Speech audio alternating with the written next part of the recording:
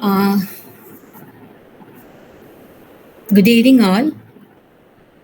Before we begin the formal session, I just want to announce certain things to the research scholars.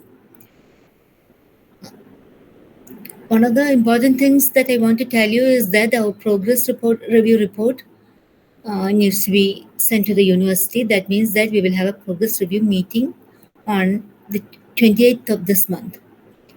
I had announced that to you earlier.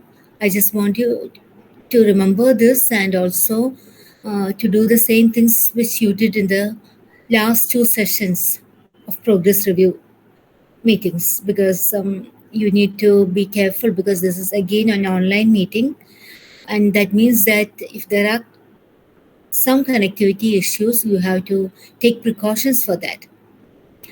You can always prepare a PPT and share it to someone else. You can also include a small video of 3 minutes, 3 at most 4. I think 3 will do for the progress report, because you are so many, and if you make a very long progress report, it will be difficult for the RAC to concentrate.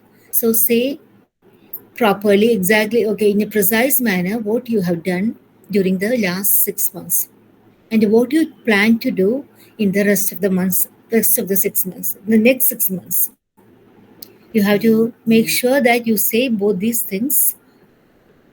And okay, and that is what I wanted to tell you about the progress review report and progress review meeting. Okay, there is also one more thing, that is, if you want any special activity added to this progress review meeting, you have to tell me that and tell what exactly you want to be done there. Another thing that I wanted to tell you is about our international conference. I hope all of you have seen the brochure, and you are, as research scholars, you are the organizers. All of you are. Of course, we have selected a small committee, but at the same time, you all are participants, and you are also supposed to present papers. So make sure that you put in as much of service as possible, and also make sure that you participate. You also have to submit the abstracts in time. Don't wait for the last moment. Submit the abstracts as early as possible too. Don't wait for the last moment to submit all these abstracts, because the abstracts needs to be selected, and the last minute submission will make it more difficult for the selectors. So it's always better to submit your abstracts as early as possible. Okay. These are the things that I wanted to tell you. And now maybe we can just start with a small quiz, I think. We can start with, okay, who's the anchor? Yes, ma'am, I'm here. Yes, Dishya, please come in. And okay. So a very good evening to all. As Betsy ma'am told, we were informed that our chair will be here only at 7:40. So for the time being, let us have the quiz session.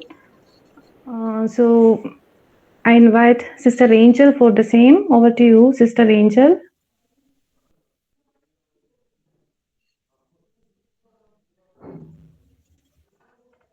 Good evening, everybody. I have prepared a few questions here. I hope it will be interesting. I'm sharing my PPT.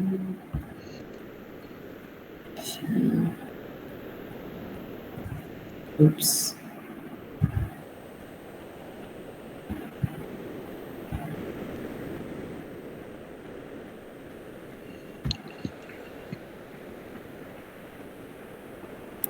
Is it visible, my screen? Yes, hello? It's visible, sister. Okay. If the question is not moving, you should tell me. I will not know sometime. Yeah, today's quiz, I thought this would be a nice theme. I have chosen a theme, epitaph. So it is a quote written on the gravestone of great authors, or maybe it is selected by someone for them. So let me begin. Is my first question visible? The This screen is a is first. visible, but the question is not there. Oh, 1 second.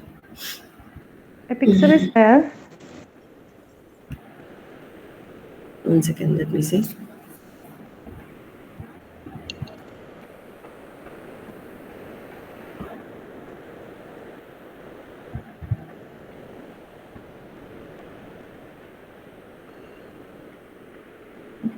This way also. No problem. Now?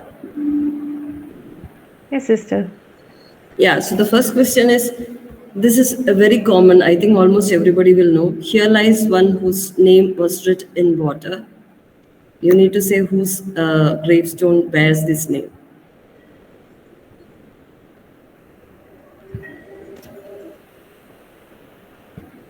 There are many things written, but this is very famous. I mean, only this portion of that writing is famous. Here lies one whose name was written in water. Clue number one, it is a poet. No, it's not Thomas Gray. Someone else answered. Sheena Sara Winnie told Keats that is correct. That is the answer. This was actually, yeah, this is the gravestone, and it is the full thing there. Actually, he died young, and while he was dying, it seems that he told his friend Joseph Severn, and Joseph Severn noted it and wrote to his other kids, another friend Charles Armitage Brown, in a letter. And in the letter, he quoted, "Among the many things he has requested of me tonight, this is the principle that on his gravestone shall be this inscription: Here lies one whose name was writ in water." You will understand this so well that I need not say a word about it. So this is the gravestone, and that is what he wanted. Yeah. Question number two.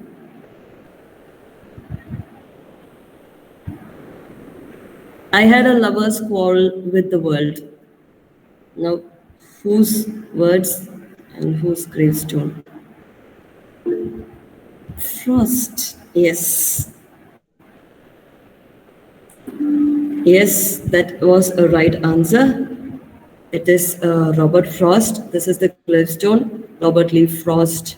And it is from the poem The Lesson for Today. Very good.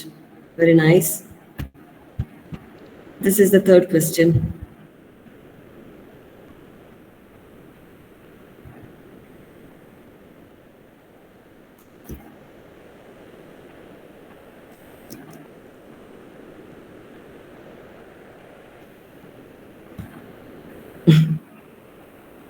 Yeah, Aradi Babu. Thank you. That was the right answer. It is Virginia Woolf, and this is the novel from which that quote is taken actually. The waves. Question number four.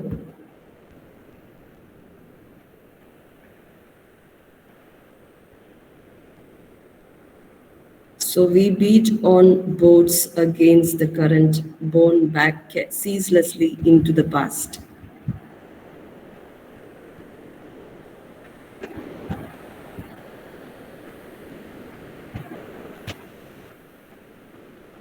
He is a novelist.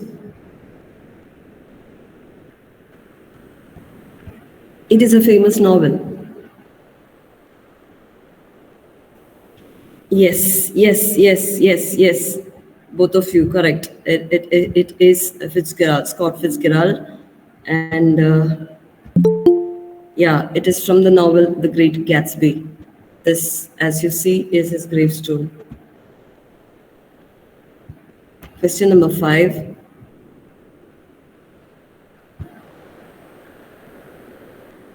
Even amidst fierce flames, the golden lotus can be painted.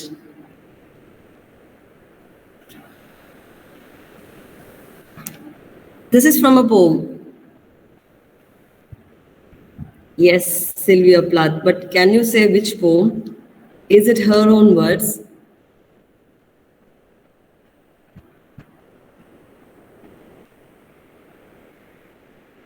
Anyway, this is not Plath's words actually.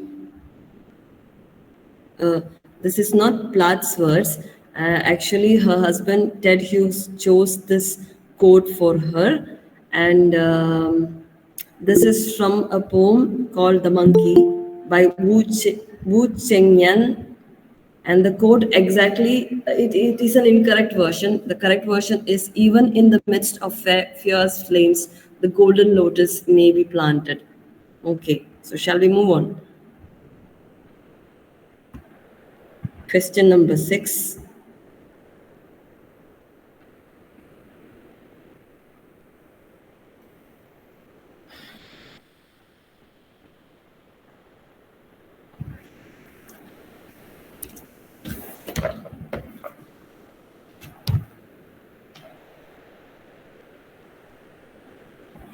The clue is given there. It is again from a poem. But he is not known for his, he is known more for his plays than his poem. Yes, it is Wilde. It's Wilde, Oscar Wilde. Now, uh, yeah, it is from Wilde's poem, The Battle of Reading Gold. Last question in the slide, but I have more questions. Yes. This is from a famous person, so the answer should be very quick. Famous, very famous for us. Good friend of... You didn't get an answer. Very, very famous playwright.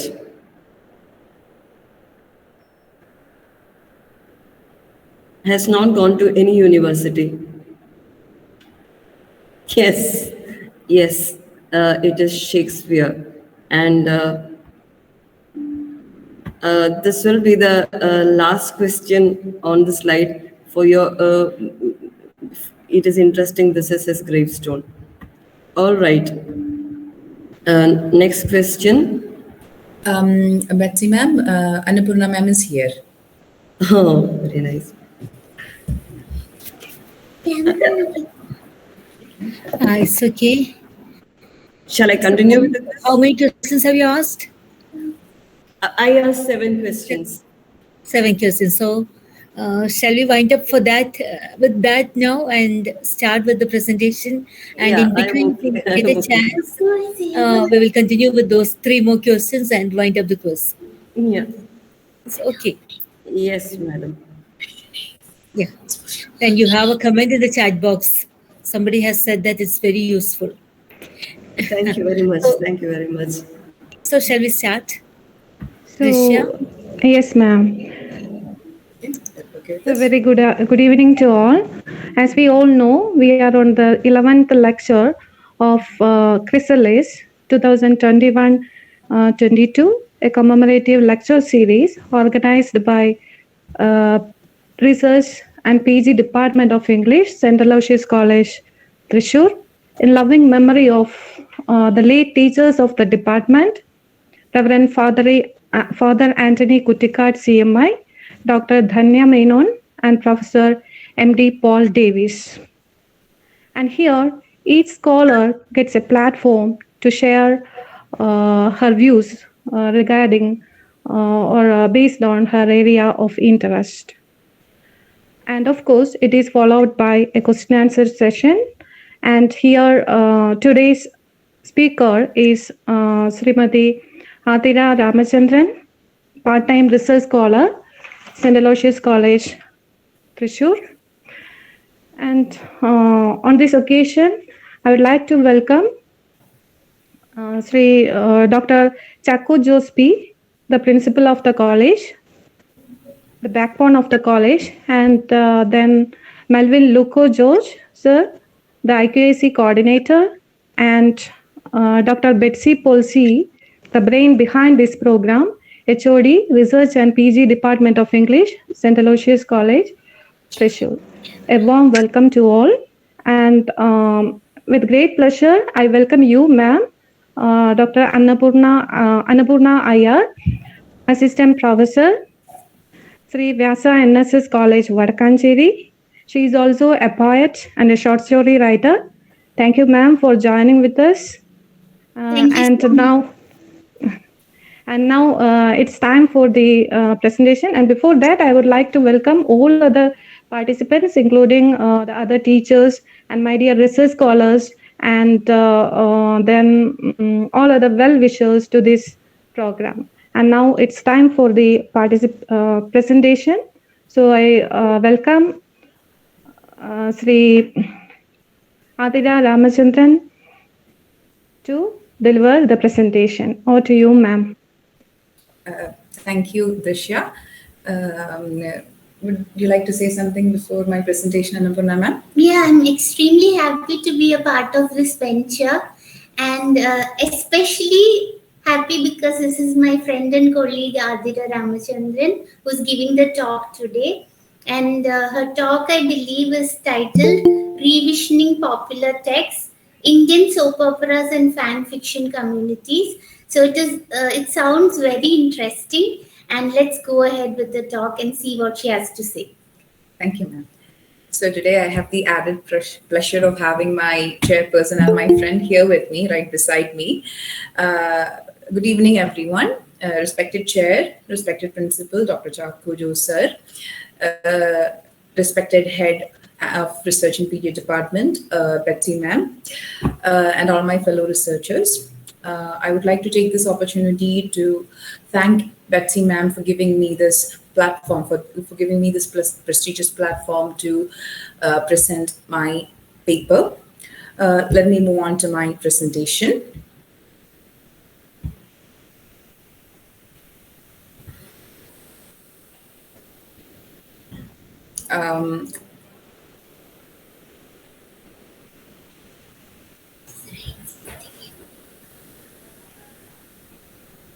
I hope my screen is visible. Yes, ma'am, it's visible. Okay, thank you. So my topic for the day is revisioning popular text, Indian soap operas and fan fiction communities.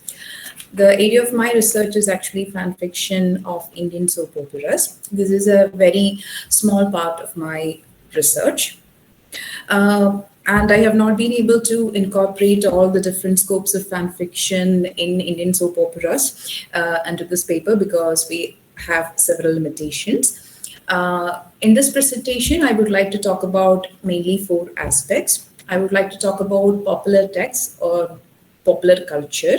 Then I would like to talk about the significance of fans and fan cultures and fan community. And then I would like to talk about the Indian soap opera, especially the Hindi Indian soap operas of the Hindi language. And I would then again, I would like to connect how fan fiction has been revolutionizing the way young audience are viewing the Indian soap operas. I hope my slides are changing. So let me start with my title.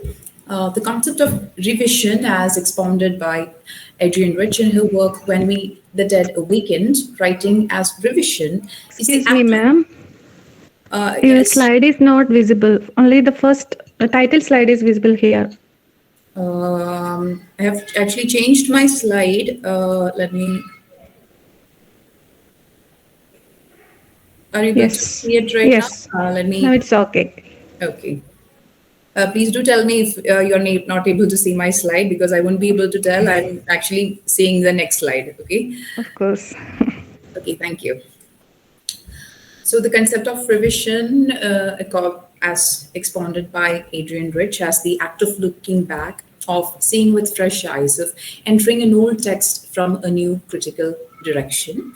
She was actually talking about revision in terms of reading text from a feminist perspective. Even though fan fiction has its feminist perspectives, this is actually the way of looking at popular text, especially television text, from the point of view of the fan. Let me move on to my discussion on the popular culture. Popular culture is a set of practices, beliefs, and objects that embody the most broadly shared meanings of a social system at a given point of time. It includes media objects, entertainment and leisure, fashion and trends, and linguistic conventions, among other things. The role of mass media and its technologically advanced forms in the process of propagating popular culture is something vital to the discussion of what constitutes popular culture of a particular society. Theodore Adorno views popular culture as a product of cultural industry that served to render the masses docile and content despite their economic and social situations. In his 1991 essay, Culture Industry Reconsidered, Adorno says the masses are not primary but secondary. They are an object of calculation, an appendage of the machinery. The customer is not king as the culture industry would have us believe, not its subjects but its subject. So even though we talk about popular culture in terms of what appeal to the masses, the concept of masses itself becomes problematic, as I would like to discuss in my next slide. As Adorno and many other Marxist critics have pointed out, the masses are not the subject of popular culture, it is rather the object of popular culture. Disseminated through mass media, these practices and ideas permeates the everyday lives of people in a given society and can influence individual attitudes. This, as everyone already knows, mass media and popular culture has a direct influence on how people view the world. Despite its conflicting definitions and comparisons with high culture, intended for the refined, cultured, and educated elite, the popular culture is an ideal instrument for the propagation of hegemonic ideas as it is driven by mass appeal. The masses as the consumer of popular culture and in turn the consumers of hegemonic ideas become problematic as it is difficult to define the mass. So again, as I had mentioned, the concept of mass is, or who are the masses, is a very difficult concept to explain. Postmodernism's rejection of the cultural elitism of modernism does not erase the demarcation of the cultural elite and the masses in the practical sense. In its purpose as serving the interest of the times, popular culture itself is assuming the role of a monolithic structure that dictates the taste and sensibilities of the masses, a term problematic in itself as it tends to erase the diversity in an essentially plural group. So even when popular culture says that they're appealing to the masses, they're actually, the popular culture as a whole is sending a set of trends that should be, or that is supposed to be followed by the said masses. The identification of the masses as a homogeneous group of consumers, gullible enough to accept the products of the hegemonic culture in the form of popular text distributed through mass media without contestation, is challenged here. Now, from here, we move on to the concept of fan. So, fan is a part of the mass, but a fan is essentially different from a simple audience or a reader. The uniqueness of the fan is important in the analysis of popular media text, as they are the consumers of the encoded messages in these texts. The fans, as part of the masses, can be clearly distinguished from the audience or the reader. The audience or reader is a passive role. They observe as the media text unfolds in front of them, but lacks the urge to take part in its interpretation. The fan, on the other hand, takes an active role in defining the text. Fan, short for fanatic, has been portrayed as people who have lost their association with reality, as individuals trying to project their fantasies onto their object of admiration and carrying the fantasy world into reality. So the term fan has several negative connotations, or there are several pejoratives associated with the concept of fan. They are considered as those people who are blindly following their specific object of admiration. Henry Jenkins, in his 1992 book Textual Poachers, expressed that the fan still constitutes a scandalous category in the contemporary culture. one alternating the target of ridicule and anxiety, of dread and desire. Whether viewed as a religious fanatic, a psychopathic killer, a neurotic fanatist, or lust-crazed groupie, the fan remains a fanatic or a false worshipper whose mentality is dangerously out of touch with reality. Now, here, Jenkins is actually trying to point out some of the definitions that these popular media is giving to the fans, whom they're actually feeding off.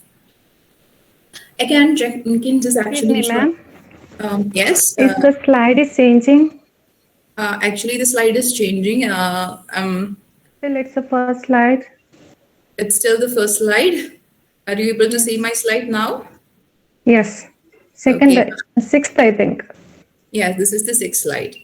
Okay. Okay, I'll do one thing. I guess I'll present it like this. Hope you are able to see the content clearly.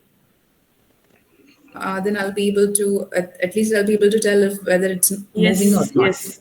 Okay. I'm sorry for the cluttered appearance of this slide. I was actually trying to fit in all these points into these single slides. Okay. Hope I can continue. Yes. Okay.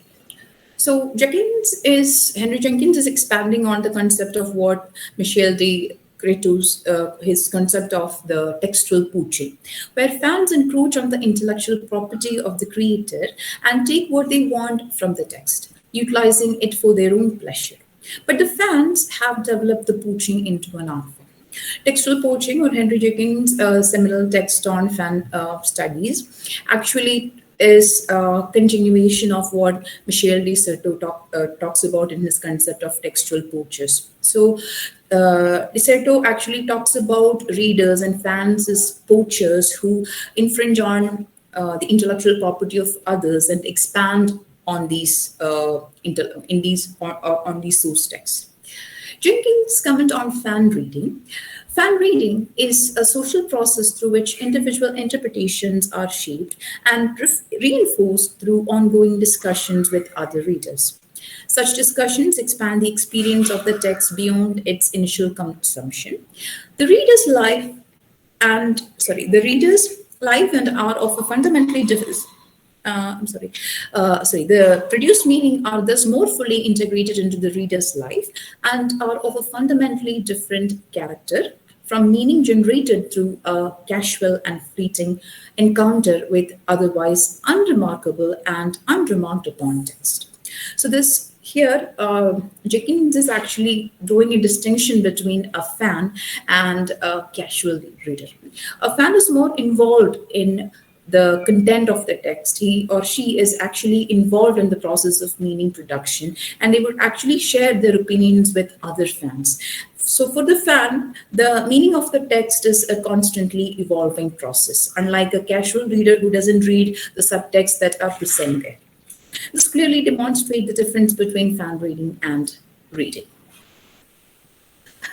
Fan reading is not an individual activity. It is a collective effort where different readings are articulated through fan writings, fan art, fanzines, even fan novels, which the fans manufacture from their reading of the source text. The very act of writing about the source text is an attempt at preserving the meaning the fan has associated with it. As Jenkins points out, how Ricardo distinguishes the two acts. That is, I'm sorry, there's a slight mistake on my slide. Pardon me for that. So here, Jenkins is actually pointing out a distinction that Ricardo made about the act of writing and the act of reading. Writing accumulates, stocks up, resists time by the establishment of a place and multiplies its production through expansionism of reproduction. Reading takes no measure against the erosion of time. It does not keep what it acquires or does so poorly. So here again, he is trying, both Jenkins and Ricardo is actually trying to differentiate the fan and the reader. The fan is actually somebody who takes the effort to put into paper or put into writing the meaning that they perceive from a text. The other reader, that is the casual reader, doesn't take the effort to actually put their thoughts into words.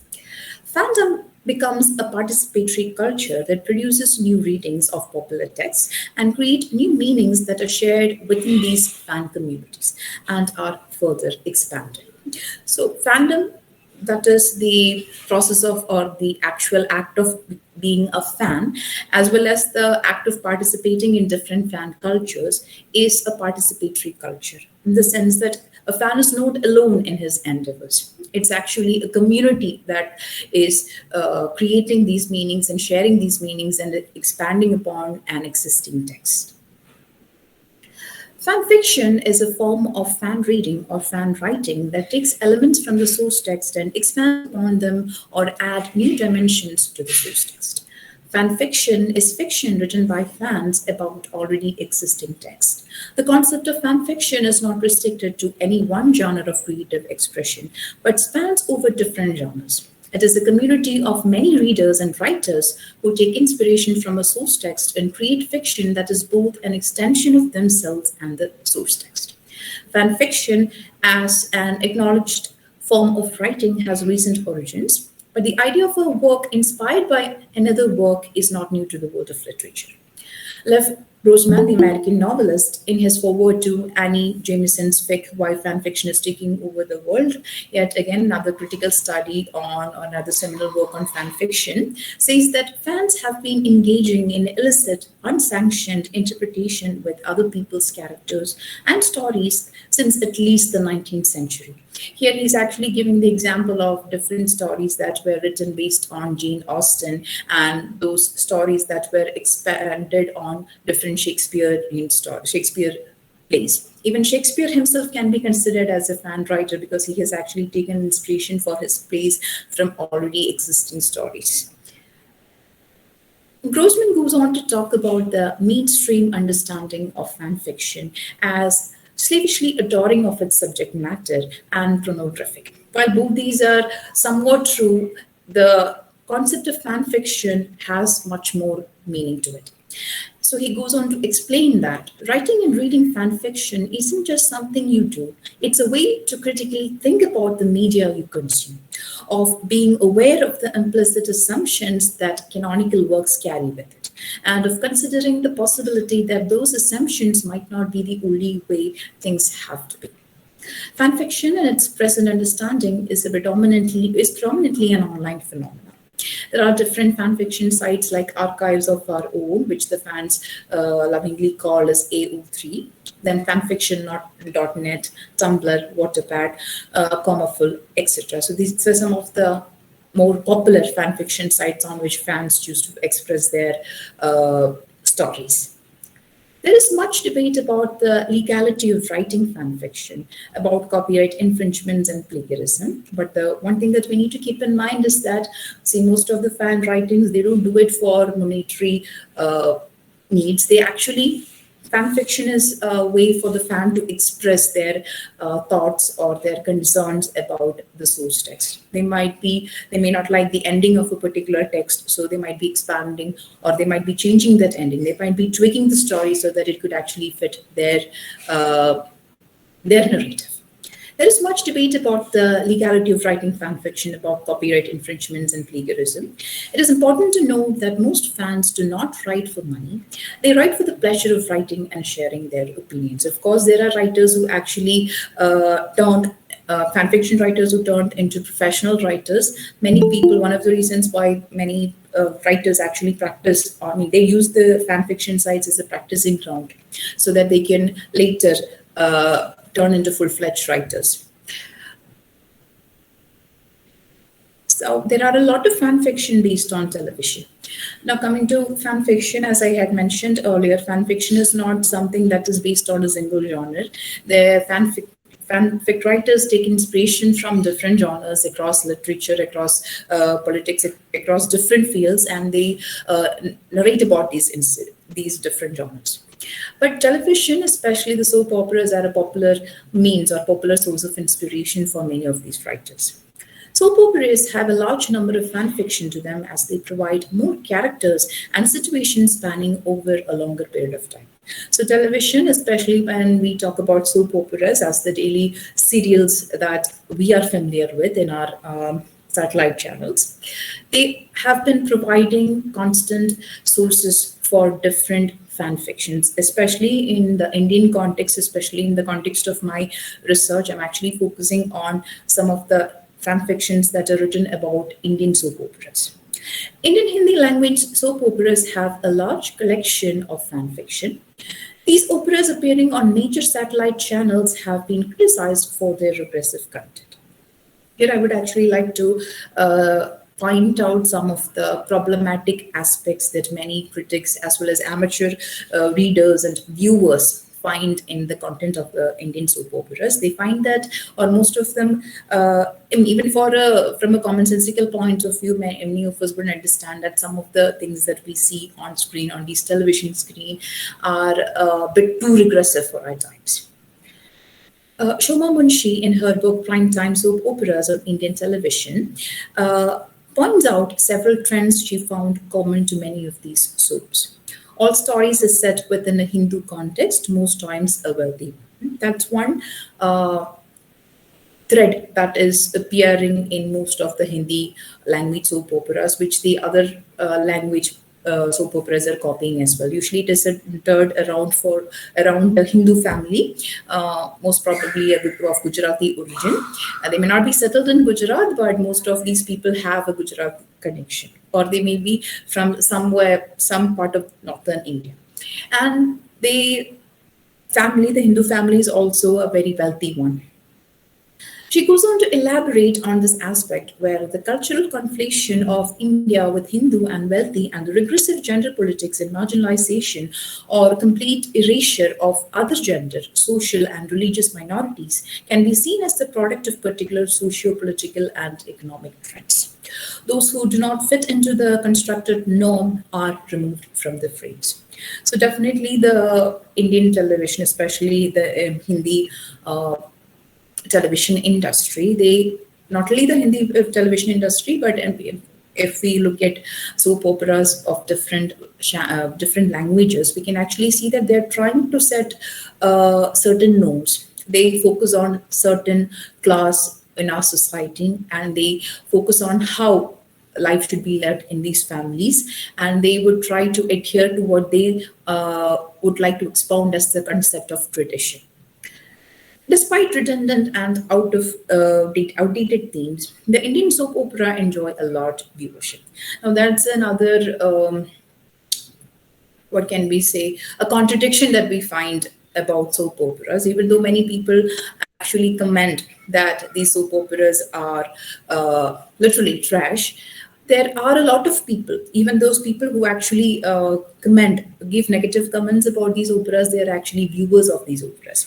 And the content of these operas are actually promoted by now what we are familiar with as troll makers. They actually, even though they are trying to point out the different regressive aspect of these shows, they're actually giving these shows they're actually giving these shows a platform so that other people would get to know about them.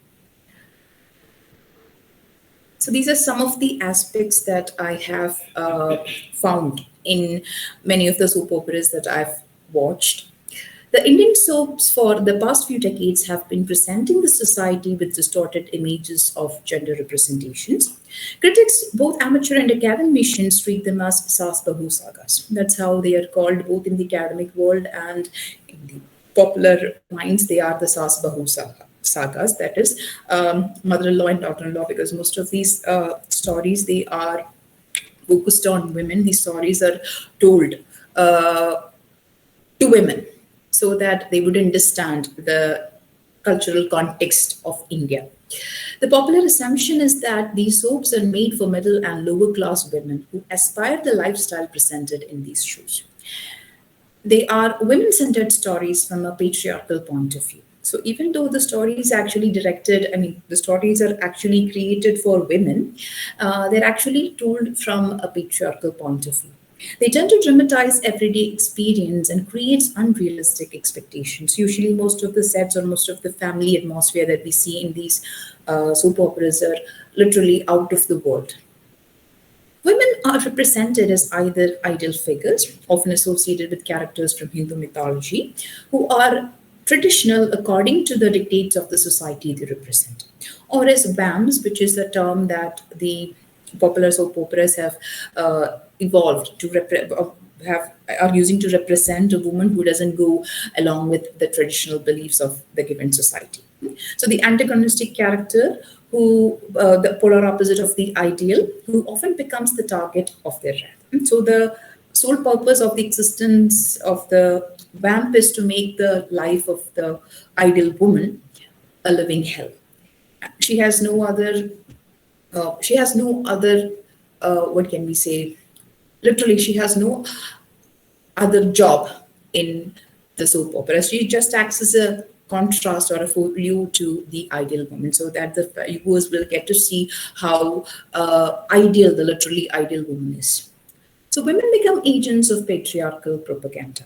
Another thing about the operas is that it is not the men, it is not simply the men who are propagating patriarchy.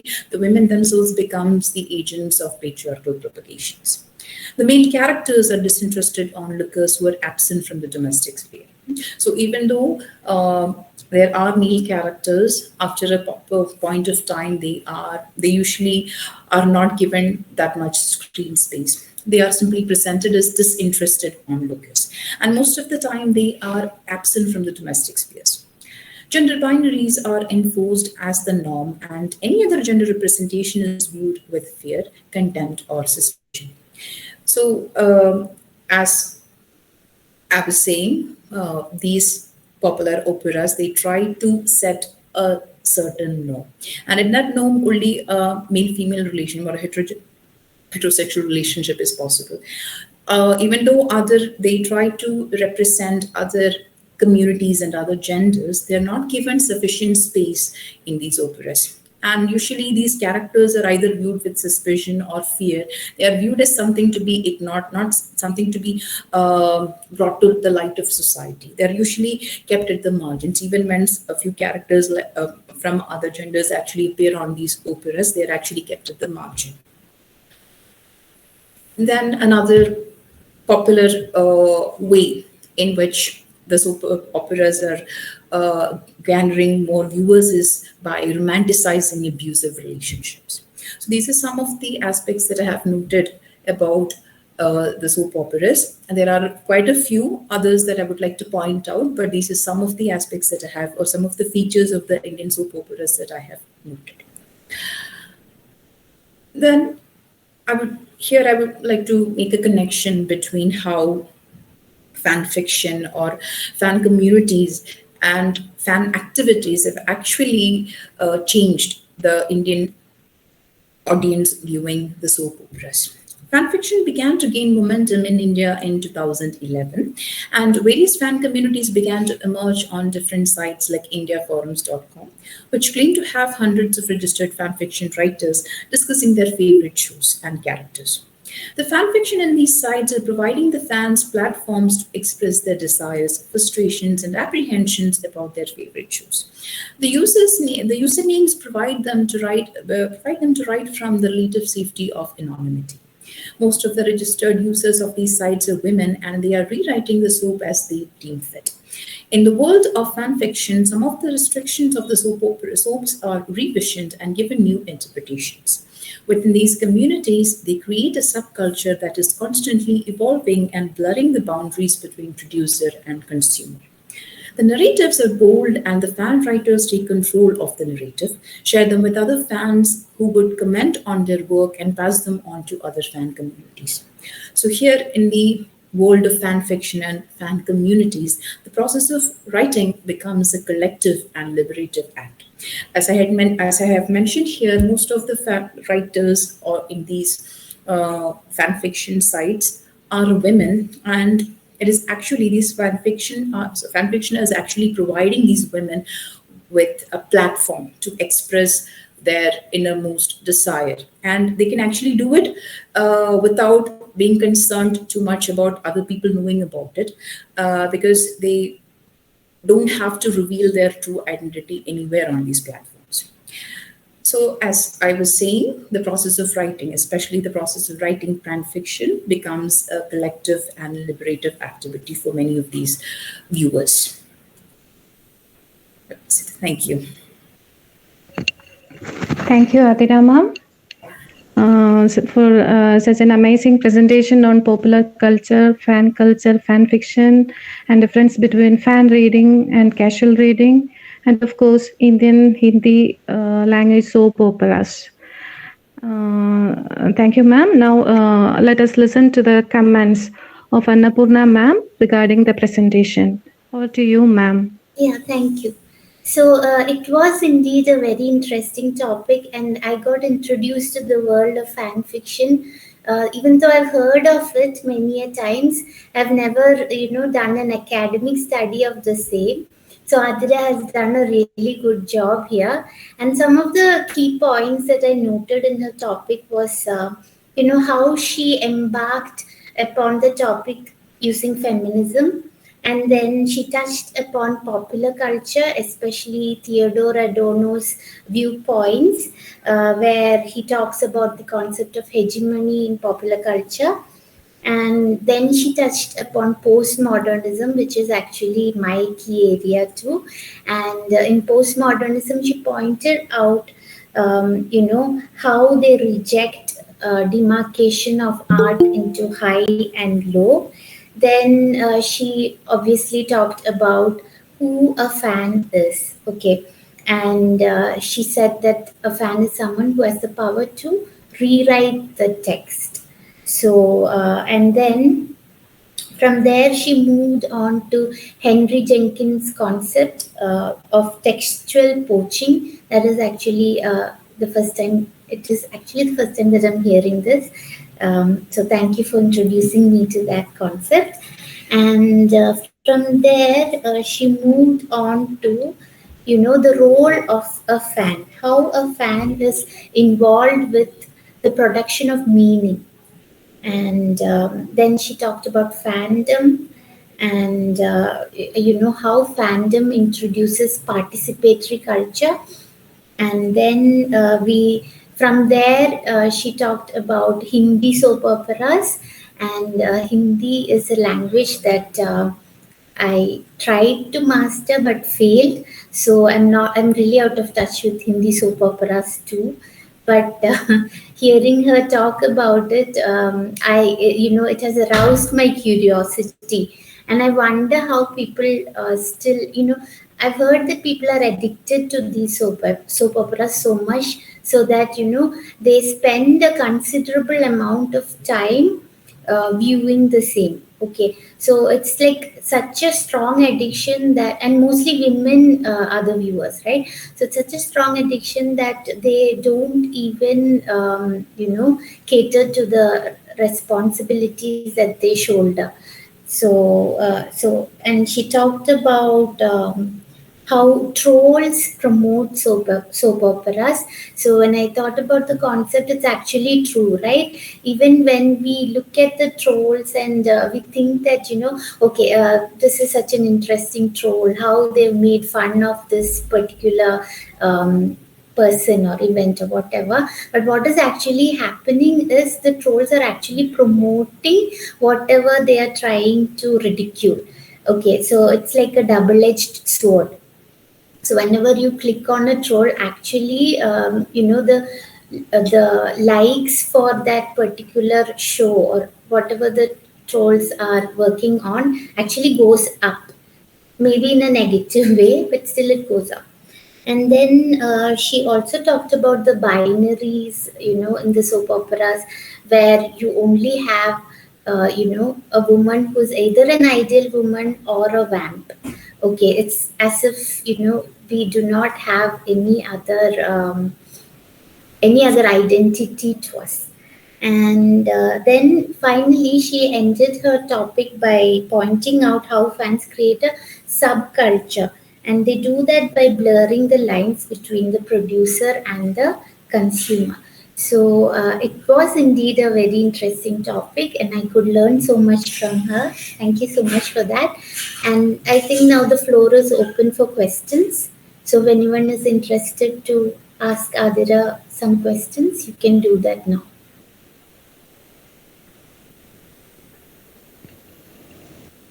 Participants, please ask questions.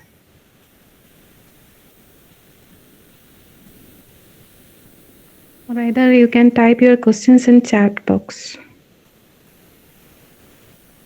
Am I supposed to read the questions from the chat box? No, it's okay. Oh.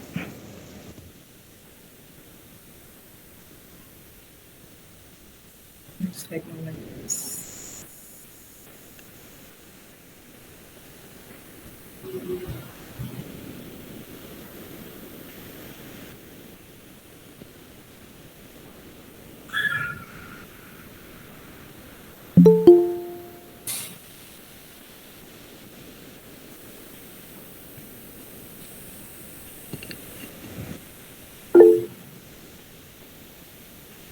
Any popular Yes. fan fiction works in Indian context?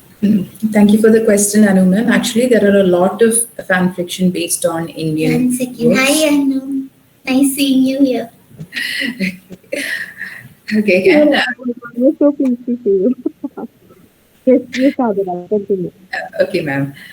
So actually, my research topic is on a fan fiction of Indian or popular soap operas. Uh, there are entire sites dedicated to each of, I mean, many of these soap operas. There, the particular site that I was talking about, indianforums.com, that is one of the most popular sites for fan discussions, and a particular part of that site is actually kept apart for fan fiction writings, fan fiction. So actually, anyway, I think the fan fiction in India started with these soap in Hindi language soap operas. Now they're actually expanding into different channels because I'm finding more and more fan fiction based on, I mean, based on Indian films and serials and other, other Indian shows actually. Fanfiction is actually becoming quite popular with even in my discussions with a few of my students. I was even surprised that they were reading these kinds of, they were reading fan fiction. For me, came across the concept of fan fiction accidentally, but there are people right now who are actually going and searching for these kinds of sites so that they could get a different, even in Kerala, there are actually students and young people who are looking into these sites and trying to not simply as readers, they are actually contributing into these sites. They're contributing their opinions, they're taking part in discussions, and some of them are even writing stories on their topic of interest. So there is definitely fan fiction works in the Indian context. Thank you, ma'am. Any further questions? I have a question to ask. Yes, Okay, ma'am. I would like to know how the issues of plagiarism are dealt in this particular case. Well, plagiarism Talk becomes about how these people are talking about copyrighted characters and copyrighted scenarios. So, how is yes. the issue of plagiarism dealt with here, or is there a real issue there? Because do we have, especially in Indian context, I also want to know whether the patents are being taken for the characters. Well, as of now, there are no patents as of such as I'm aware of. The concept of or the problem of plagiarism with fan fiction is that most of these fan writers, they don't think that they're actually copying from another text. They simply believe that they are actually developing on existing characters. The thing is that most of these fan writings, whether fan fiction or fan art, they are not used for monetary purpose. They're not used for getting money, as I had mentioned in my presentation. And even if the attitude of the writers, the content producers vary. Some people actually promote fan fictions on their works. Some people are clearly indifferent to the fan fiction, and some people are outright angry when people actually take inspiration from their work and write stories about their works. So in cases like that, when a writer is angry or when a writer asks one of these sites to not publish fan fiction on their work, based on their work, what these sites do is that they amicably comply with the wish of the writer. There have been a few legal issues regarding the publication of fan fiction, in the sense that, as I had mentioned earlier, a few of these fan fiction writers, they actually, maybe at a later point of time, when they think that they have achieved a kind of professionalism in their writing, they would go and publish their work. See, one such significant work that developed as a fan fiction and that later got published was the book 50 Shades of Grey. Yeah, thank you, ma'am. That was actually a fan fiction based on the Twilight series. There were a few copyright issues relating to that, but most of these issues are resolved amicably, or if, as I had mentioned, if somebody, a writer or a content producer, asks a site to not put stories relating to their work, they would simply take down those stories. That is how they are dealing. I mean, that is how these sites are actually dealing with the copyright issues right now. They won't go to a lot of legal issues. They would try to find a way to settle it amicably. And most of the fan writers, they don't write because they want to make money. They simply want a platform to express themselves. So a lot of, especially in the Indian context, I've not heard of any issues where people have gone to, writers or content creators have gone to court because their source text was taken as inspiration for the work of, for an individual work. I hope I was able to clarify. There are a number of questions in the chat box. Okay. So through the operas, try to introduce the so-called dominant ideology. Doesn't it provide a space for multiple readings of the same? Yeah, definitely. There are chances of multiple reading, but the problem with soap operas is that even though soap opera starts with promising a different content, usually they would stick to a tried and tested formula. And that becomes problematic in the concept of finding new ways of reading these texts. Because even though a soap opera offers to show a different perspective, they actually go back to what they are usually doing. That is, they would stick to whatever they think would sell to people. And for most, when we talk about audience, and especially when we talk about raising TRPs, they won't try a lot of different things. They would simply go back to their tried and tested formulas. And that's how most of them deal with their viewership, even though there are ways for us to read the different ideologies from these texts. After a point of time, they would revert to what they usually do, and that is promoting the hegemonic culture. I hope that was yeah.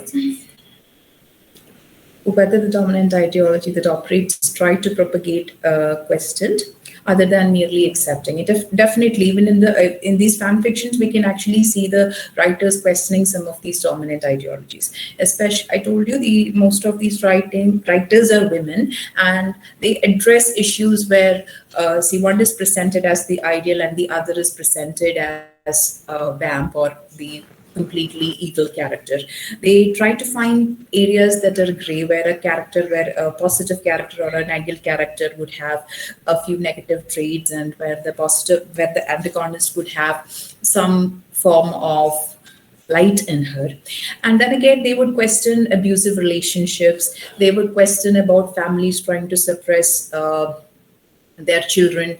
They would try to question the concept of tradition being imposed on the younger generation. They would deal with concept of education. They would deal with concept of women going to work, because these shows, I mean, some of these shows that I have watched, they actually make a huge deal of literally an entire show was about a woman going for work. She had to fight the entire society because she wanted to go outside of her home and work. So definitely they would question all these let's say traditional way of looking at things. Definitely there will be these shows will be, I mean, these concepts will be questioned. In fan fiction, we can actually see these issues being addressed through stories. Any more questions? Are there any more questions? Okay. Okay, apart from gender misrepresentation, the soap operas, advertisements, and even cartoons primarily created for children pathologize natural physiology of human beings. They are filled with wild implicit preferences, exceedingly fair-skinned individuals, and help perpetuate the myth that fair is beautiful. Yes, definitely, Andrew.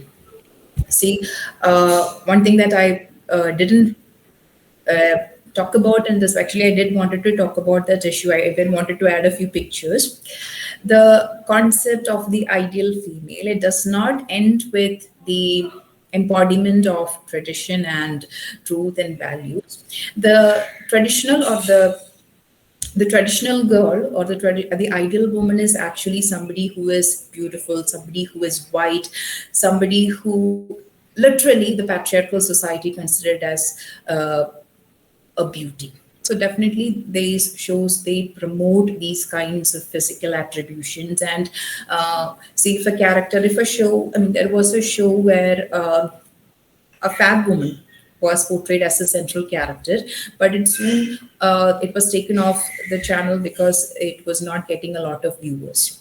So that there is a problem. I mean, even when we talk about the concept of representation, the viewers, even we as academicians, we might find it a bit difficult to accept, or we think that it is a bit difficult for us to accept certain representations. You had mentioned it during the talk when you said, it was very regressive, yes, the soap operas. So she had mentioned it in her talk. So definitely they are promoting the concept of they have a certain beauty standards. I mean, I think some of you might be familiar with these serials. I mean, we had a Malayalam serial called Karthamuthu. It was titled Karthamuthu because the protagonist was a black woman. Black woman in the sense she was a dark-skinned woman. Yeah, I remember. Actually, she was painted. Yeah, she was not a dark skin. I mean, she was not a dark skinned lady, but she was actually painted dark for this particular serial. Yeah. I think I only go. You can think Is Pyar Ko Kya Naam Do. Actually, Pyar Ko Kya Naam Do is one of the serials that I'm addressing in my research. One other thing about Is Pyar Ko Kya Naam Do is that, see, most of the Indians, fan fiction started in 2011, which was the same year this particular soap opera was released. And most of the fan fiction most of the fan discussions were about this show. And even now, even about 10 years after after the show went off air, they are still writing fan fiction based on Arshi. Arshi is the name that they have given to the lead characters. The lead characters' names were Arnav and Khushi, so they combine these characters and they call them Arshi. The fan fiction based on Is Pyar Ko Kya Naam Do is known as Arshi stories. So is it like a deconstruction? Yes. Yeah. Okay, can we count some YouTube shorts as fan fictions? Definitely. There are a different way of representing a desire of the viewer, right? The thing is that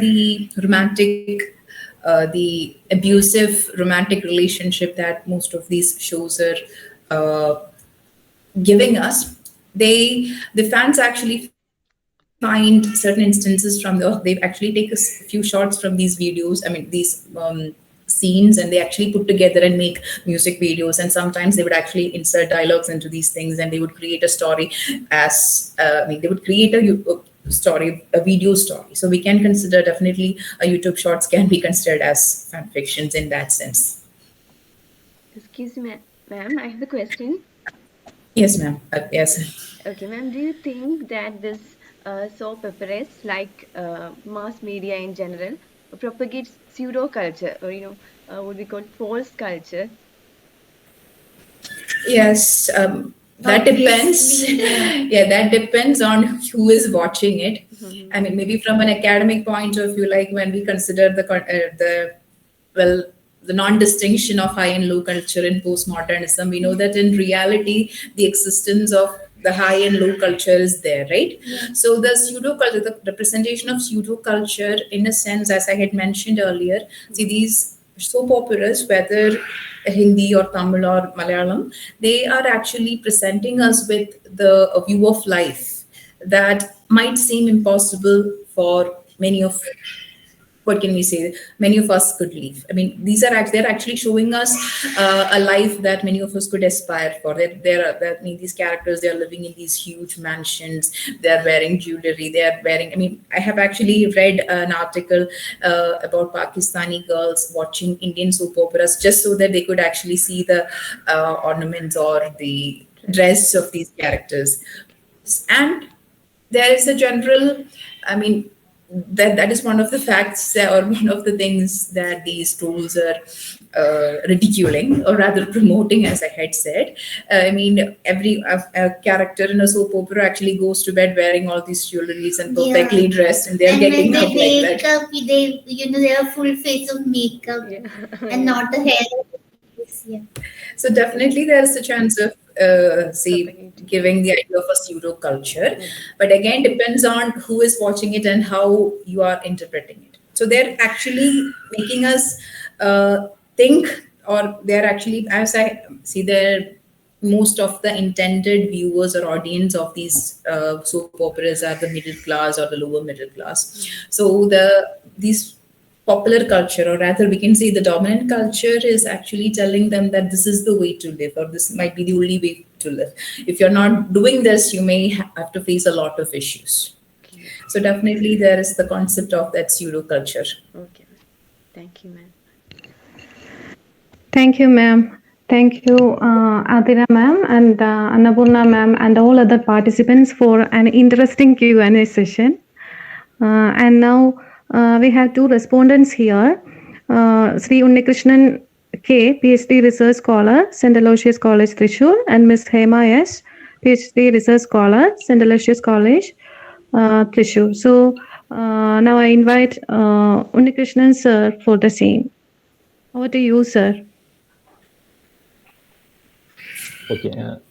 Good evening, everyone.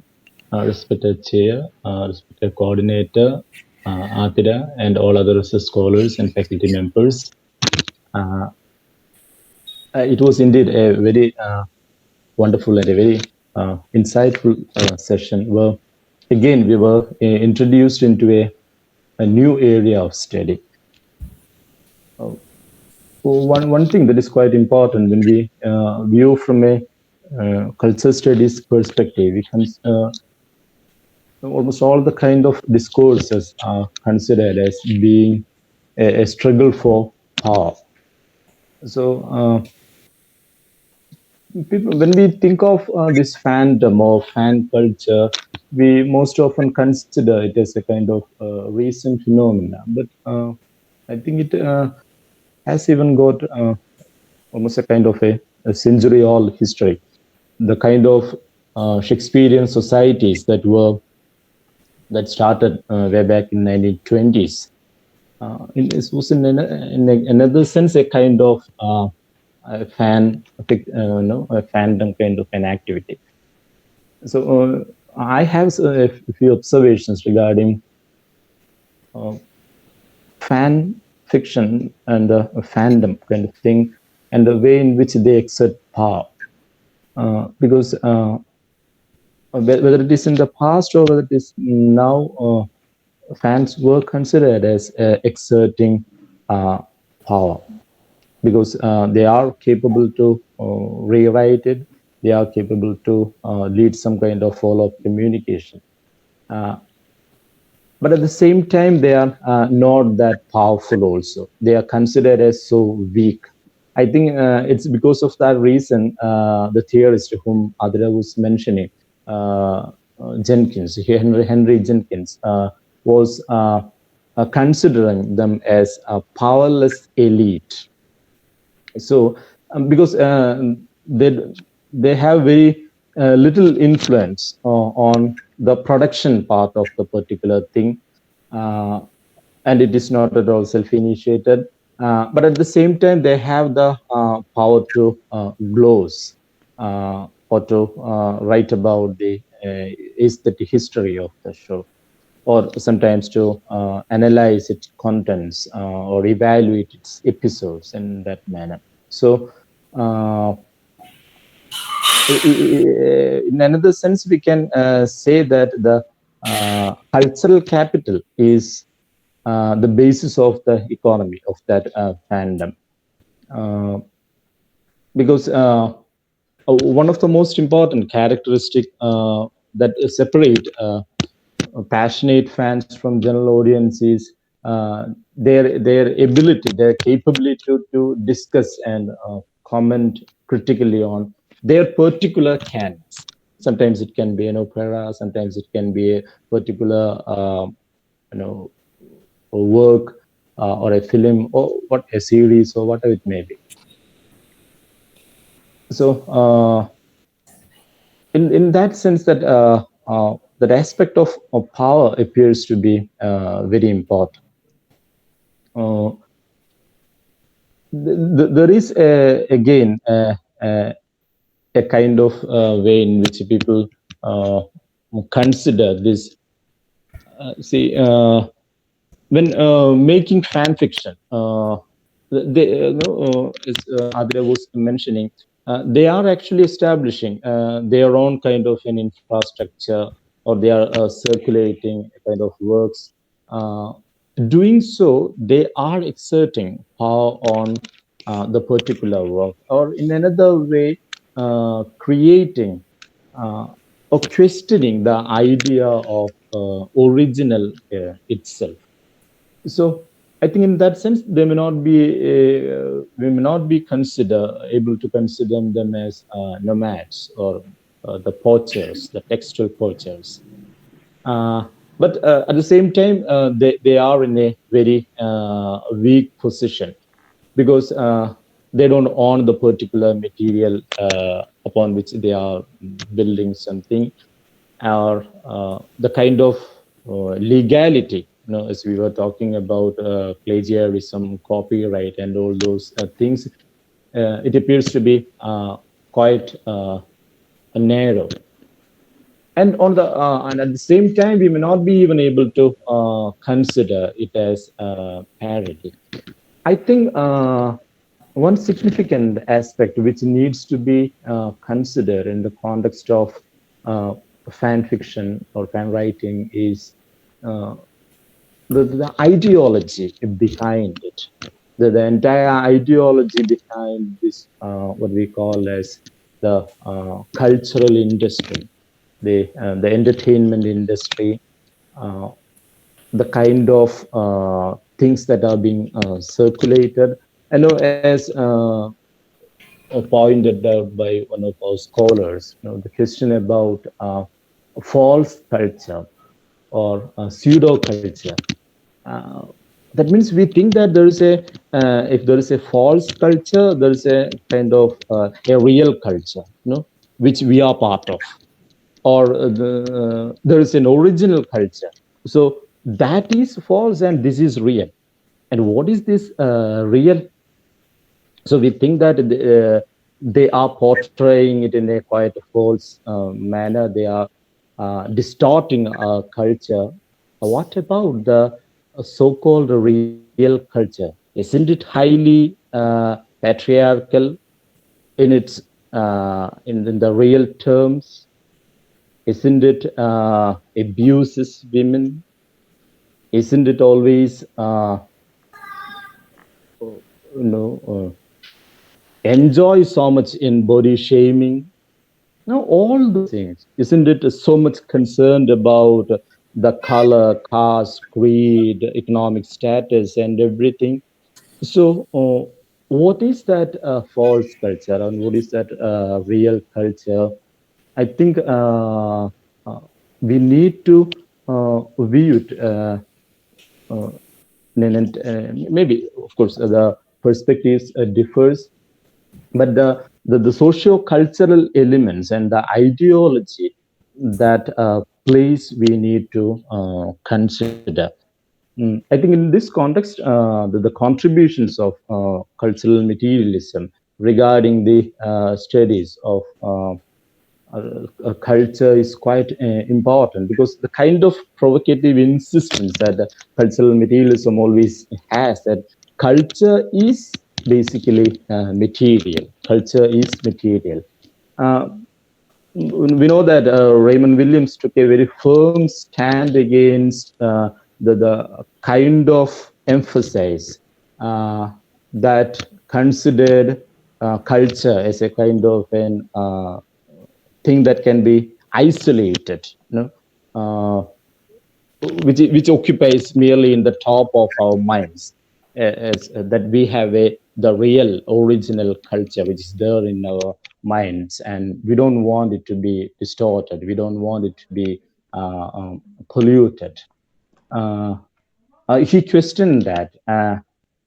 And he also on the other side questioned an idea which consider it as merely as a kind of material reproduction or a mechanical reproduction. Okay, so the political, the economical, the commercial, the ideological aspect, all these things need to be considered when we think of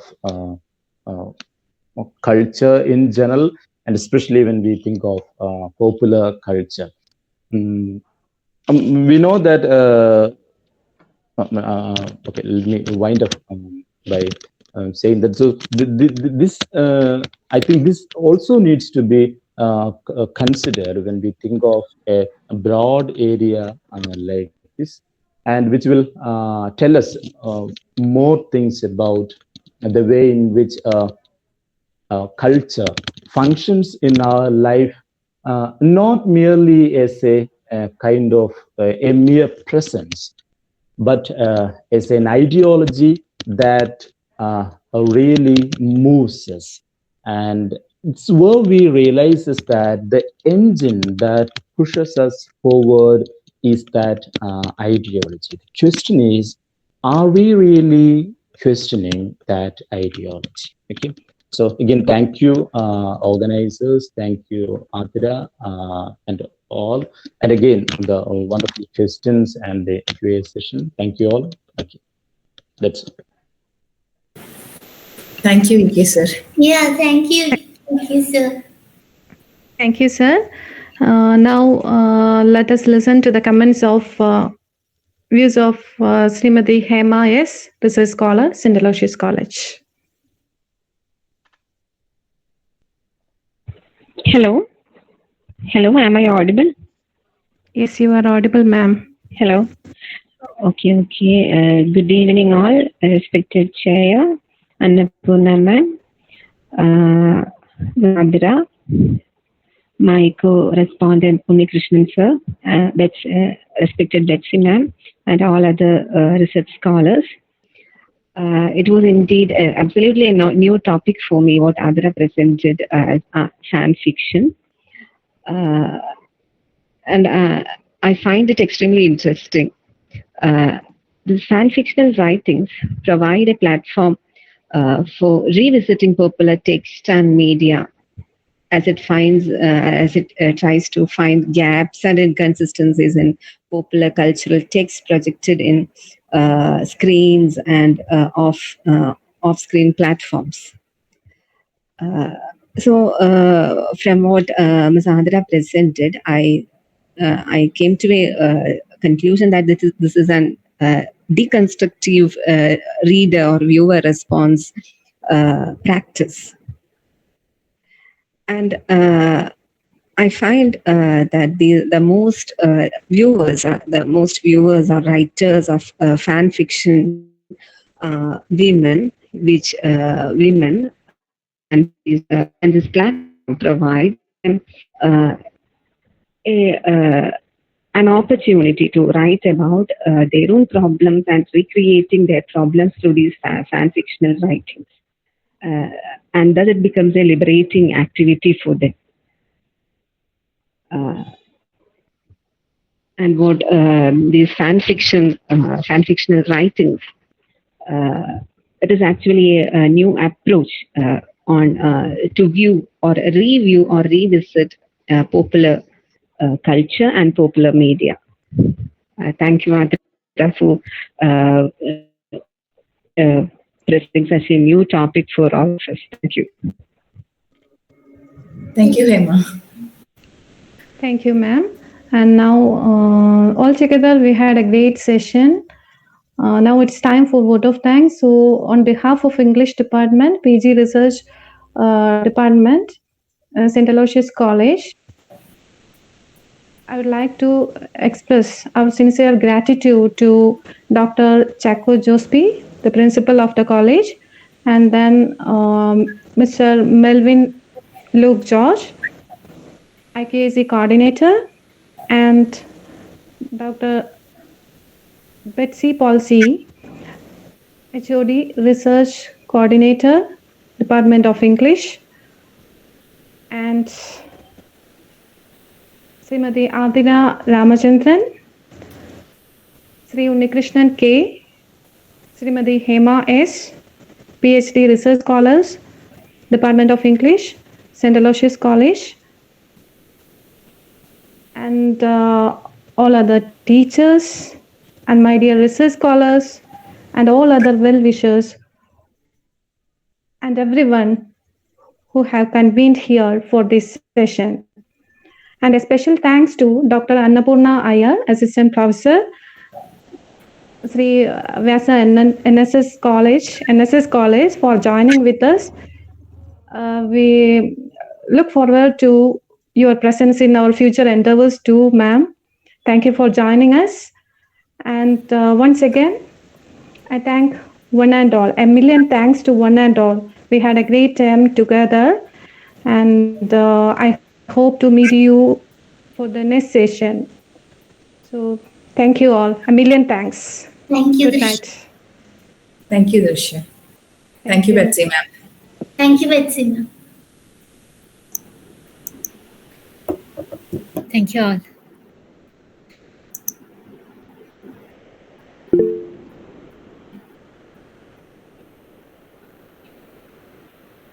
And very good evening today to all. Very good evening. Bye.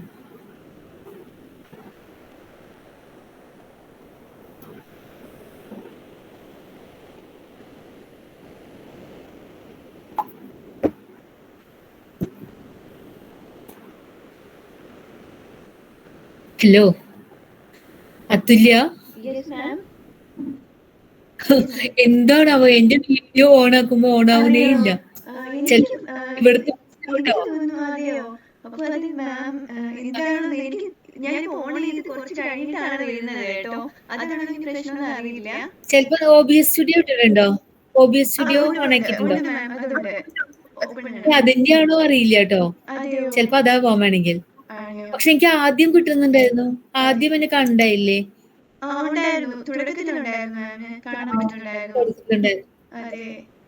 കുഴപ്പമില്ല. It's okay. Anyway we got it recorded അല്ലേ? ഇതൊക്കെ നമുക്ക് edit ചെയ്യാൻ പറ്റുമോ? Edit ചെയ്യാൻ പറ്റും. അത് അവിടെ ഡൗൺലോഡിൽ എവിടെയെങ്കിലും വന്ന് കിടക്കുന്നുണ്ടോ? ഒന്ന് ചെക്ക് ചെയ്തൊക്കെ കാണാം. Great work. അപ്പൊ നന്നായി. എന്തായാലും പ്രോഗ്രാമും നന്നായിരുന്നു. ഇന്ന് കുറെ ക്വസ്റ്റ്യൻസ് ഒക്കെ വന്നപ്പം കുറച്ചും കൂടെ അത് ആക്റ്റീവ് ഇൻവോൾവ്മെന്റ് വന്നു. ഇന്ററാക്റ്റീവ് ആയി.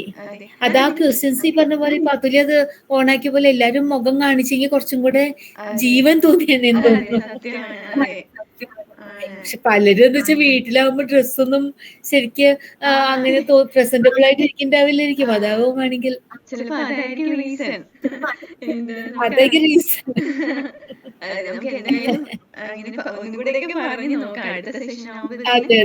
അതെ. അപ്പൊ okay bye. Good night. Great. Okay bye.